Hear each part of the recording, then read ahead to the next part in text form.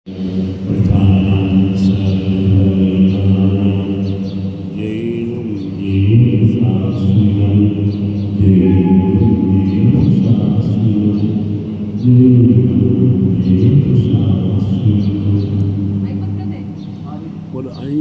धार्मिकी जय, विश्व धार्मिकी जय, श्री मानव धार्मिकी जय, श्री वर्तमान जिन समय के महावीर भगवान की जय, श्री तीक्षित नेमीगिरी नेमीनगर के मूल नायक श्री 1008 आदिश्वर प्रभु आदिनाथ भगवान की जय, द्वादशांग जिन वाणी माता की, सूर्यकर महापरविराज की, आचार्य गुरुवर 108 परम तपस्विचारी परम तेसी संत शिरोमणि, पंचवर्ष की जल की त्यागी स्वतंत्रता सेनानी, ज्ञान वृद्धि तपो वृद्धि वयो वृद्धि वात्सल्य मूर्ति, आचार्य श्री 108 नेमी सागर जी महाराज की जय।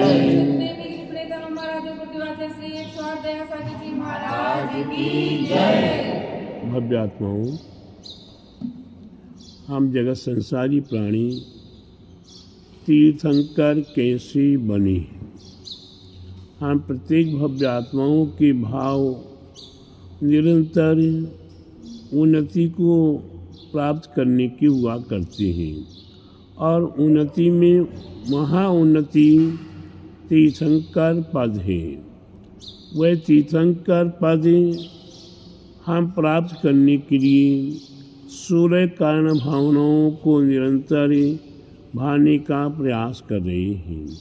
दर्शन विशुद्धि विनय संपन्नता आदि भावनाओं को भाते हुए पिछले दिनों में प्रवचन भक्ति भावना जो हमारे आपके हृदय में उतर जाए उसका नाम है प्रवचन भक्ति भावना। अब इसकी उपरांत जब हमारे हृदय में माँ जिनवाणी प्रवचन के रूप में प्रवेश हो जाती है तो हमें हमारे आवश्यक याद आते हैं। क्या याद आते हैं? आवश्यक याद आते हैं। हमारे वह आवश्यक 6 प्रकार के आवश्यक हुआ करते हैं। संसारी व्यक्ति के 6 प्रकार के आवश्यक सुबह प्रातः काल से शुरू होता है पेट पूजा, धनोपाष्टि, सिगटम बूट पारिश्रम, सिनेमा चाय पानम चा, षटकर्माणि दिने दिने। ये श्रावक के संसारी व्यक्तियों के 6 आवश्यक हैं। सुबह से पेट पूजा, चाय चाहिए है, नाश्ता चाहिए है, निद्रा से उठते ही बेटी आदि की आवश्यकता पड़ा करती है तो संसारी व्यक्ति उसी में ही डूब जाता है।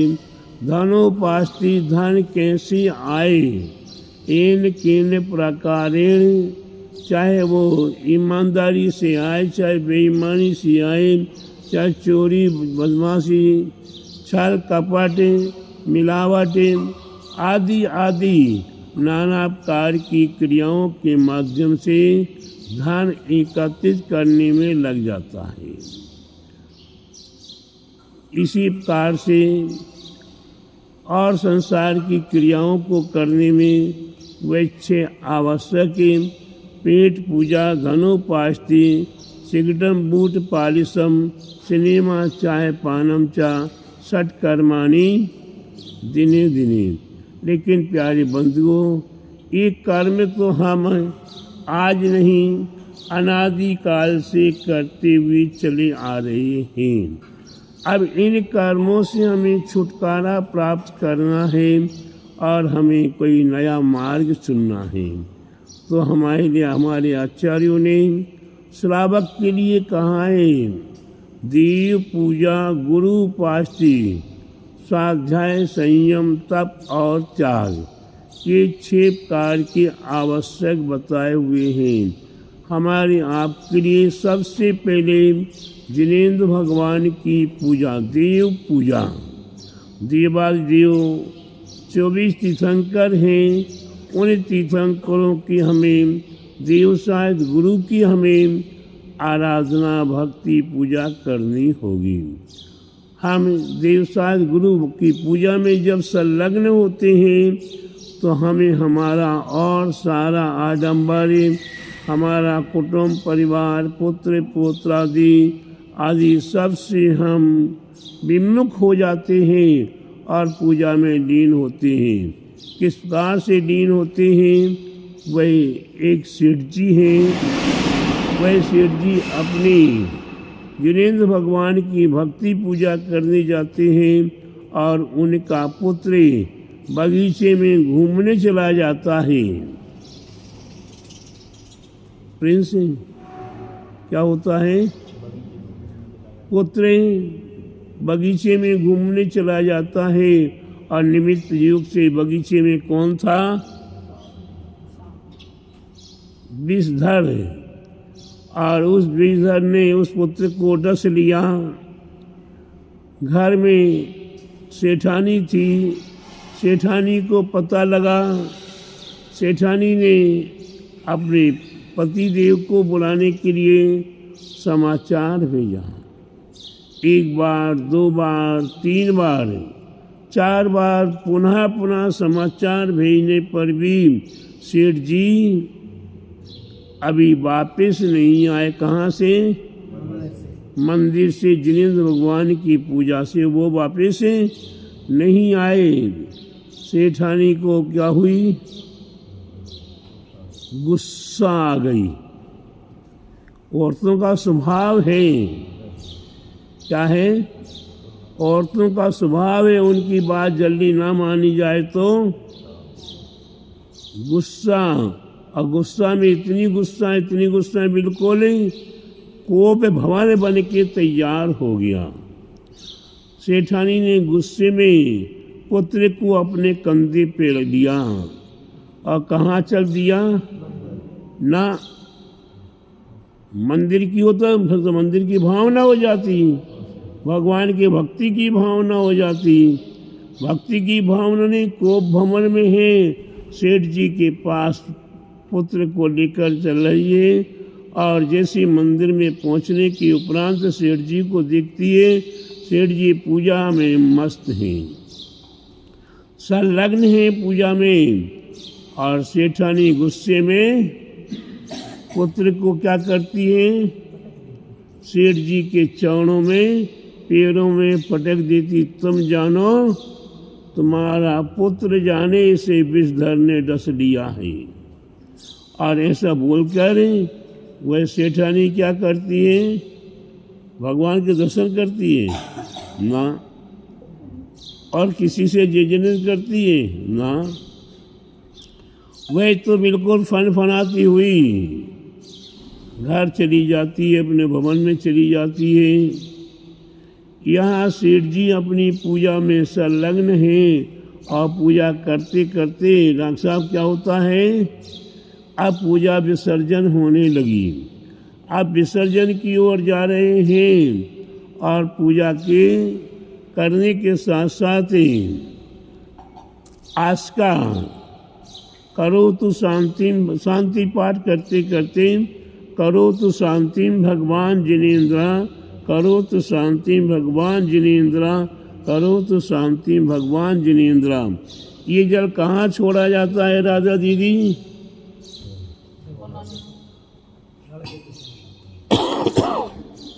ये जल आप लोग सभी लोग कहाँ छोड़ते हैं? चढ़ी हुई द्रव्य में या चढ़े हुए जल में, उसमें आप करो तो शांति भगवान जिनेंद्र बोल के डालते हो जल। लेकिन नहीं, वो जल कहाँ डालना है आपको? आस्का में जो लौंग चावल आदि से स्थापना की है, पुष्पों से स्थापना की है, उसमें जिनेंद्र भगवान की आराधना, जिनेंद्र भगवान की स्थापना की है। तो जिनेंद्र करो तो शांति में भगवान जिनेंद्र, हे जिनेंद्र भगवान आप हमारे जीवन में शांति प्रदान करो। इस प्रकार की 3 बार भावना करते हैं और सेठ जी ने उस जल को लिया, गंधोदक समझ के बड़ी श्रद्धा पूर्वक माथे पर लगाते हैं। और सेठ जी ने क्या किया, अपने माथे पर लगाते हुए उस जल को उस बालक के ऊपर छिड़क दिया। उस बालक के ऊपर वह जल छिड़कते ही वह बालक क्या होता है प्रिंस, ऐसा उठ के खड़ा हो जाता है जैसे निद्रा से उठ रहा हो। विष समाप्त हो जाता है, वह बालक निर्विष हो जाता है। ये काय का प्रभाव, आपकी पूजा का प्रभाव, जो श्रद्धा पूर्वक के मन वचन काया की एकाग्रता के साथ पूजा की है। सेठ जी के सेठानी की आवाज या सेठानी के द्वारा भेजा हुआ दूत, उसकी आवाज सेठ जी के कान में नहीं गई, क्योंकि वो तो पूजा में संलग्न थे।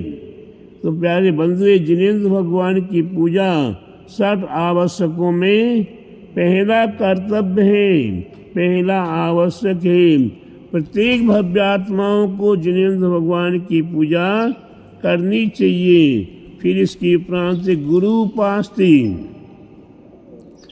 गुरु की उपासना, गुरु के प्रति अर्पण होना, समर्पण होना। एकलव्य का नाम आपने सुना होगा, द्रोणाचार्य का नाम सुना होगा, हमने शायद 3री-4थी क्लास में पढ़ा था। वो बात आज भी याद है।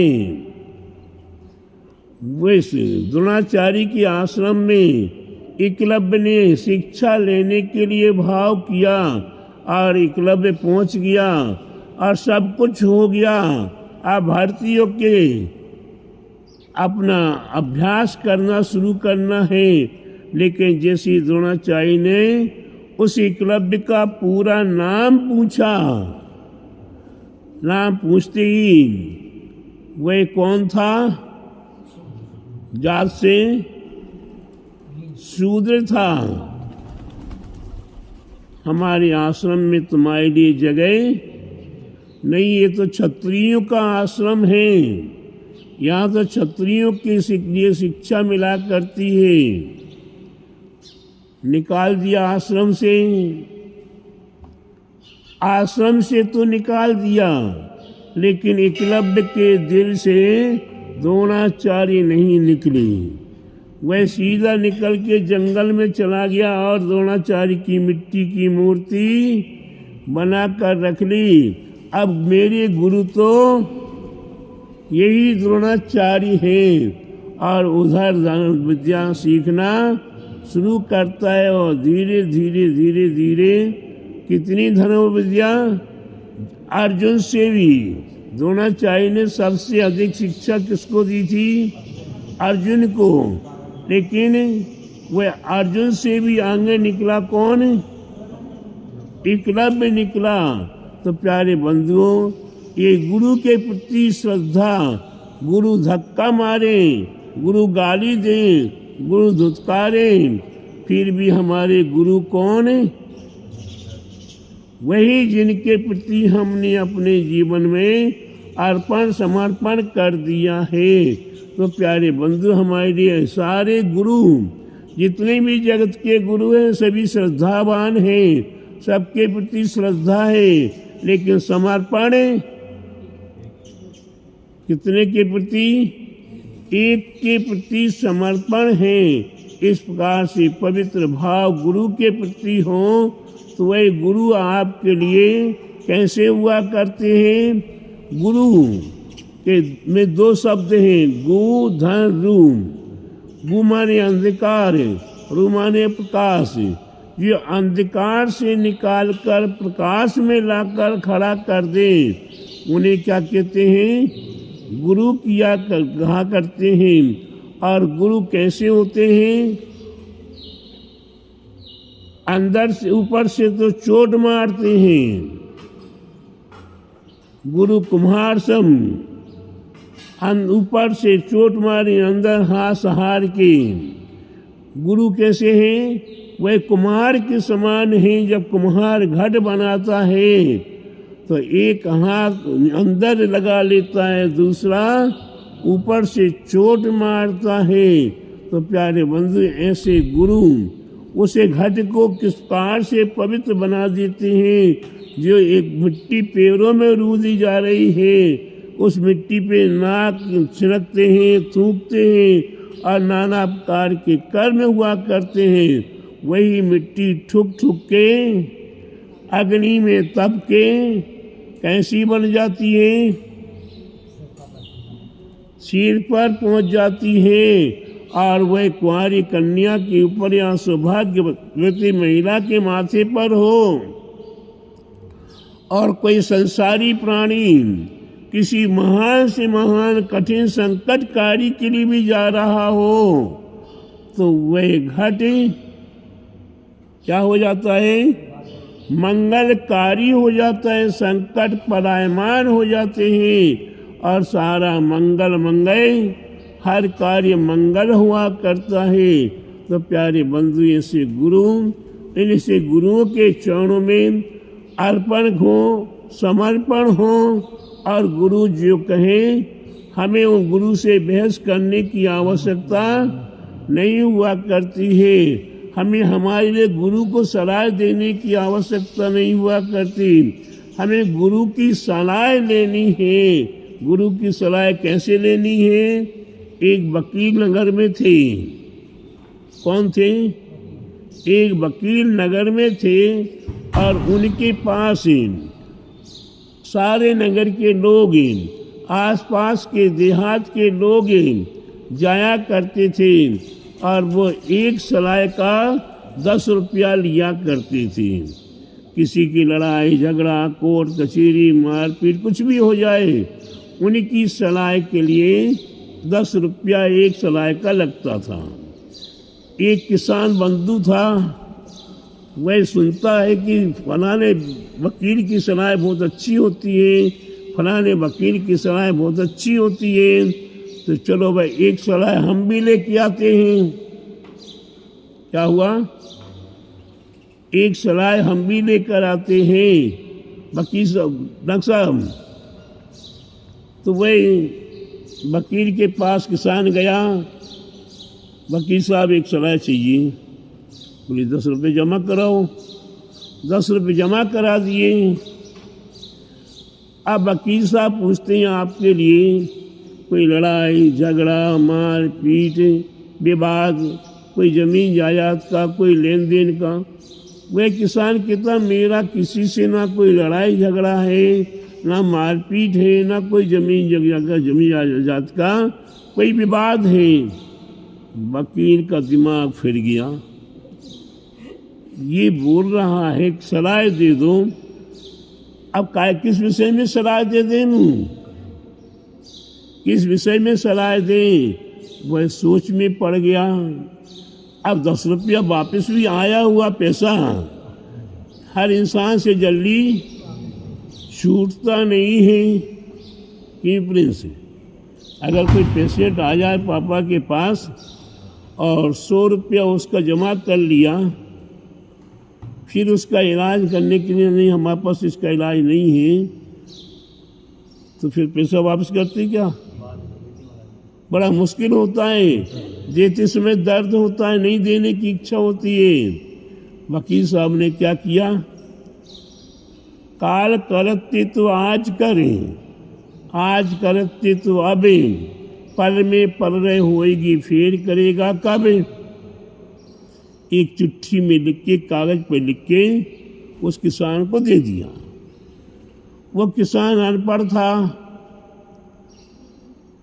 वकील साहब ने मुंह से बोला भी, ठीक है वकील साहब आपकी सलाह बहुत अच्छी है। वहाँ से निकलते भूल गया। धीरे धीरे वो सलाह को ला के तिजोरी में रख दी, और तिजोरी में रखने के बाद क्या होता है? अचानक कुछ दिनों के बाद खेत खलियान में सारा माल पड़ा हुआ है।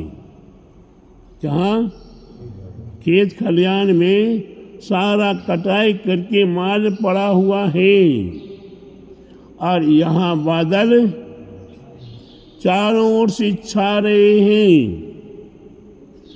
अब क्या होगा? कोई बोल रहा है कि हवा आएगी, उड़ जाएंगे, कोई बोलेगा पानी खूब गिरेगा, कोई कुछ बोल रहे हैं। वही किसान कहता मेरे पास वकील की सलाह रखी है। क्या रखी है? वकील की सलाह रखी है, मैं निकाल कर ला रहा हूँ।